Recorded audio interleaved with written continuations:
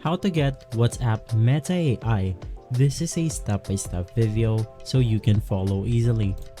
Now first things first, you want to go ahead and make sure that your WhatsApp application is up to date. You can just go ahead and do that from the App Store or the Google Play Store.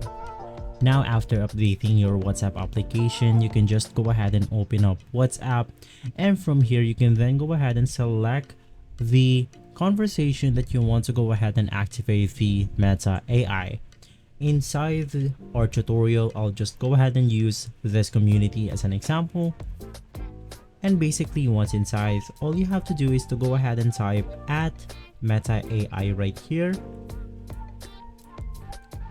Go ahead and click on send, and right after, a window will show up where you will then go ahead and get to enable Meta AI.